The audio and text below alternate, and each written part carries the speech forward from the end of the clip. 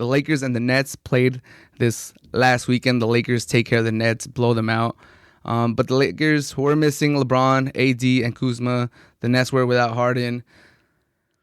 But this game, although it is midseason, although both teams were missing players, it by no means signifies or gives any indication on how things are going to play out in the playoffs.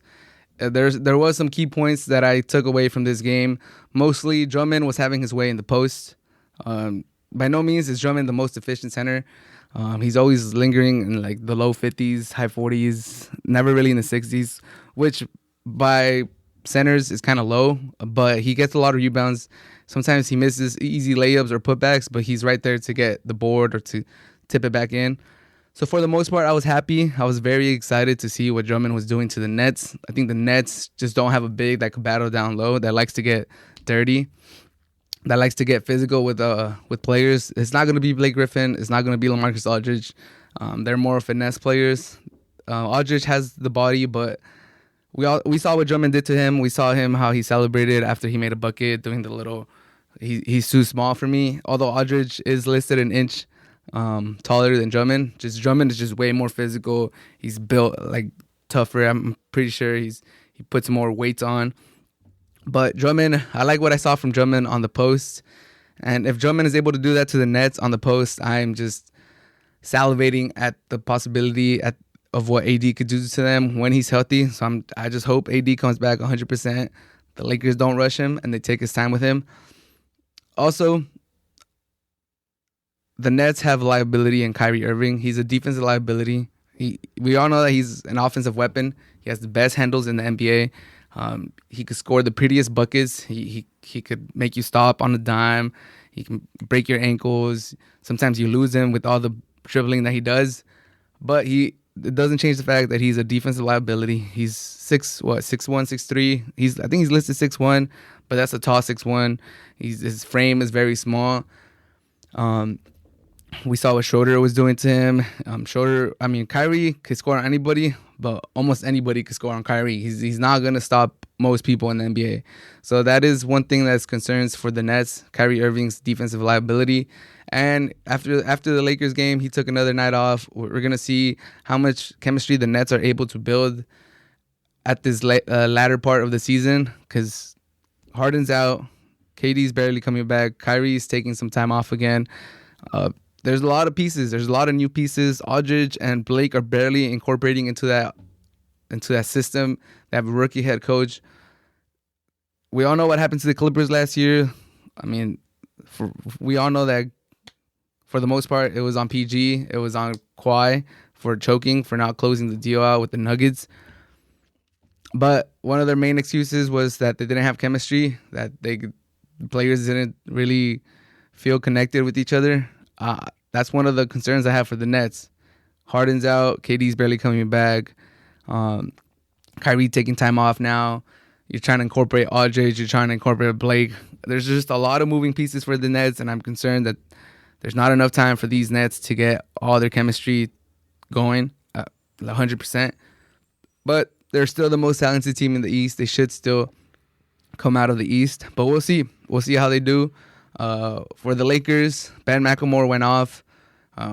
He's looking like he's a good pickup for the Lakers. We'll see if he's able to keep this up. We won't really see, I'm being realistic. We're not really going to see Ben McLemore have too many games like this again, but it was a welcome sight just to see that he has the ability to do it. Gives me hope that in the playoffs, if there's a game that we really need him, then there's a chance that he might go off, he might catch fire. And it's just nice to have someone that could do that, someone that could just catch fire and he'll give you 20 points off the bench and you're like, okay, we don't need you to do that every single time. We don't even need you to do it consistently. But if you're able to do it at a key moment, then it's nice to have you. But the Lakers shot 55.9% from the three. I don't think that's not a norm. They were just really hot that day. The Nets shot 18.5% from three. I don't think that's going to happen a lot either. They shoot way better than that.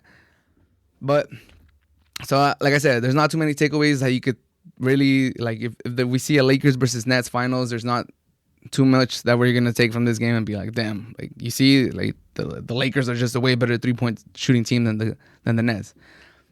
The few takeaways you could take from this, the Nets need defensive stoppers. I don't know how they're gonna get them, but they need help stopping on defense. Kyrie could be a liability, and Drummond, for the most part, looked like he could manhandle the Nets big men. But KD was barely coming back. We'll see how he comes into rhythm again and how he enters the playoffs. So this is like I said, you can't take too much from this.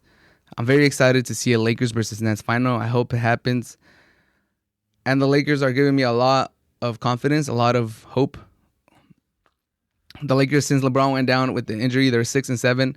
They just finished their 7-game road trip, 4-3. And they show a lot of grittiness. They show a lot of heart, missing all these players. Not just LeBron and AD, but other players have missed time during this stretch that LeBron and AD aren't playing. Like I said, Kuz has been out. And I think this just shows that Frank Vogel is a great head coach. He should be in consideration for Coach of the Year with the job he's doing. He might not win it, but he should be in the consideration. And I think they're sending a message to the NBA that they're here. Not just AD and LeBron, like the rest of the crew, Thornton, Caruso, Kuz, the Morris brother, anybody, Schroeder, they're there. They're players that want to compete. They're players that are playing with a lot of heart. And with Frank Vogel leading them with the strategy that he has, with the defense that he's implementing, the Lakers are going to be a tough matchup for anybody. Even if LeBron and AD aren't at 100%, the rest of the crew has stepped up during this road trip, during this time without LeBron.